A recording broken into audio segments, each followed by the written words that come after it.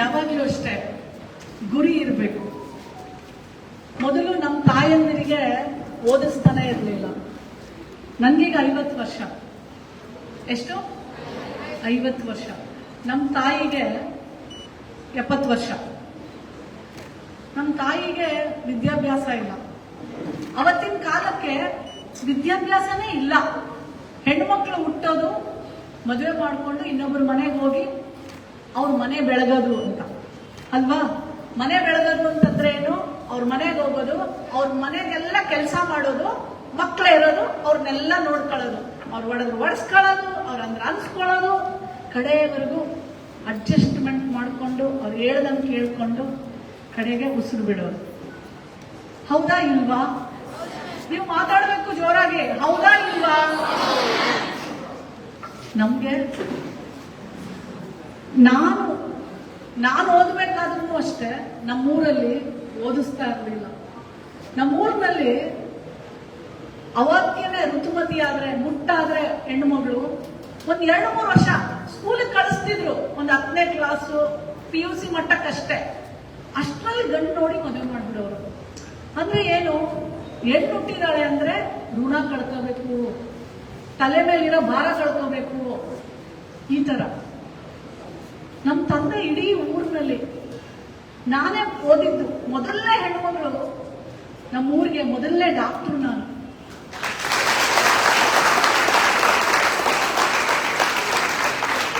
ಪ್ರತಿಯೊಂದು ವೇದಿಕೆಯಲ್ಲೂ ನಾನು ಈ ಮಾತಾಡ್ತೀನಿ.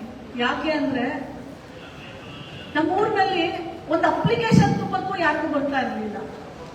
ಯಾರನ್ನಾರು ಕಲಿಸಿ ಅಪ್ಲಿಕೇಶನ್ ತುಂಬಿಸೋರು. ನಮಗೂ ಏನು ಗೊತ್ತಾಗ್ತಾ ಇರಲಿಲ್ಲ.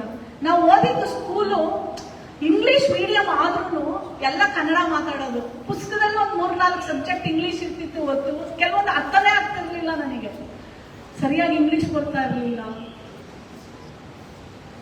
ಡಾಕ್ಟರ್ ಓದ್ಬೇಕಾದ್ರೆ 1 ವರ್ಷ ಫೇಲ್ ಆಗಿದ್ದೀನಿ. ತುಂಬಾ ಸೋತಿದ್ದೀನಿ ಲೈಫಲ್ಲಿ. ವೇದಿಕೆ ಮೇಲೆ ಯಾವತ್ತು ಬಂದು ಸ್ಕೂಲಲ್ಲಿ, ಕಾಲೇಜ್ಗಳಲ್ಲಿ ಅವಾರ್ಡ್ ಬಂದಿದೆ, ಯಾವ್ದ್ರಲ್ಲೋ ಗೆದ್ದಿದ್ದೀನಿ, ಯಾವ್ದ್ರಲ್ಲೋ ಜಾಸ್ತಿ ಮಾರ್ಕ್ಸ್ ತಗೊಂಡಿದ್ದೀನಿ ಅಂತ ಯಾವತ್ತೂ ಪ್ರೈಸ್ ತಗೊಂಡಿಲ್ಲ. ನಾನು ಫಸ್ಟ್ ರ್ಯಾಂಕ್ ಗ್ರೂಪಲ್ಲಿ ಅಲ್ಲ, ಆದ್ರೆ ನಾನು ಕಷ್ಟಪಡುವಂತ ಗ್ರೂಪಲ್ಲಿ ಸೇರ್ತೀನಿ.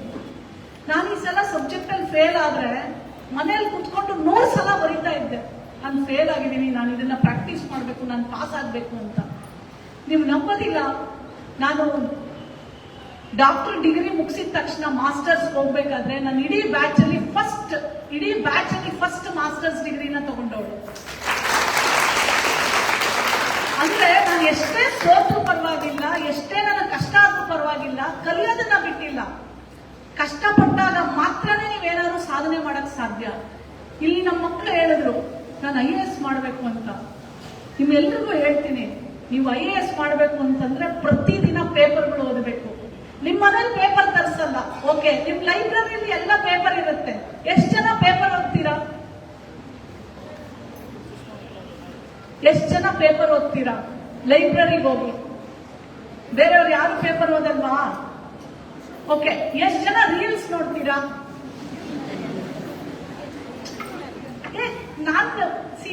ನಾನು ನಿಮ್ಮಂಗೆ ರೀಲ್ಸ್ ನೋಡ್ತಿಲ್ಲ ಅಂದ್ರೂ ಕೈ ಎತ್ಬೋದು, ತಪ್ಪೇನಿದೆ? ಹೌದು, ನಾವು ರೀಲ್ಸ್ ನೋಡ್ತೀವಿ. ಎಷ್ಟು ಜನ ರೀಲ್ಸ್ ನೋಡ್ತೀರಾ? ಅದಪ್ಪ, ಸತ್ಯವಾಗಿರ್ಬೇಕು ನಾವು, ತಪ್ಪೇನು? ಎಲ್ಲರೂ ಎತ್ತಬೇಕು ಕೈ. ನೋಡಿ, ಅರ್ಥ ನರ್ನ ಬಿಡೋದು. Okay, it's okay. ನಾವು ಏನಾದ್ರೂ ಲೈಫಲ್ಲಿ ಸಾಧಿಸ್ಲೇಬೇಕು ಅನ್ನೋರು ಎಷ್ಟು ಜನ ಇದ್ದೀರಾ? ಕೈ ಎತ್ತಿ. ಸಾಧಿಸ್ಲೇಬೇಕು ಮೇಡಮ್. ನೋಡಿ, ಎಲ್ಲರೂ ಕೈ ಎತ್ತಿದ್ದೀರಾ, ಅದಕ್ಕೊಂದು ದೊಡ್ಡ ಚಪ್ಪಾಳೆ. ನನ್ನಕ್ಕೆ ಎಷ್ಟು ಜನ ಇದ್ದೀರಾ? ಫಸ್ಟ್ ರ್ಯಾಂಕ್ ಬರ್ದೇ ಇರೋರು, ಅವಾಗ ಫೇಲ್ ಆಗೋರು, ಸರಿಯಾಗಿ ಇಂಗ್ಲಿಷ್ ಬರ್ದೇ ಇರೋರು, ಎಷ್ಟು ಜನ ಫೇಲ್ ಆಗ್ತಾ ಇರೋ ಪರವಾಗಿಲ್ಲ. ನನ್ನಕ್ಕೆ ಯಾರಿದ್ದೀರಾ? ನನ್ನನ್ನು ಸ್ವಲ್ಪ ಜನ ಇದ್ದೀರಾ. ನಾನು ಅನ್ಕೊಂಡೆ ನನ್ನನ್ನು ಜಾಸ್ತಿ ಜನ ಇರ್ತಾರೆ ಅಂತ. It's okay. ನೋಡಿ, ಪ್ರತಿದಿನ ಪೇಪರ್ ಓದಬೇಕು. ಬರೀ IAS ಓದೋರು ಮಾತ್ರ ಅಲ್ಲ, ನಾವೆಲ್ಲರೂ ದಿನ ಪೇಪರ್ ಓದಬೇಕು. ಒಂದು 15 ನಿಮಿಷ ಬೇಡ, 10 ನಿಮಿಷ ಟೈಮ್ ಕೊಡಿ. ಇವತ್ತಿಂದ ನನಗೆ ಪ್ರಾಮಿಸ್ ಮಾಡಿ, ಮೇಲ್ಗಡೆ ಲೈಬ್ರರಿಯಲ್ಲಿ ಹೋಗಿ ಪ್ರತಿದಿನ ಪೇಪರ್ ಓದ್ತೀವಿ ಮೇಡಮ್ ಅಂತ ಪ್ರಾಮಿಸ್ ಮಾಡಿ. ಪ್ರಾಮಿಸ್. ಹೆಚ್ಚಿನ ವಿಡಿಯೋಗಳಿಗೆ ಪ್ರತಿಧ್ವನಿ ಯೂಟ್ಯೂಬ್ ಚಾನೆಲ್ ಸಬ್ಸ್ಕ್ರೈಬ್ ಮಾಡಿ, ಬೆಲ್ ಐಕಾನ್ ಕ್ಲಿಕ್ ಮಾಡಿ.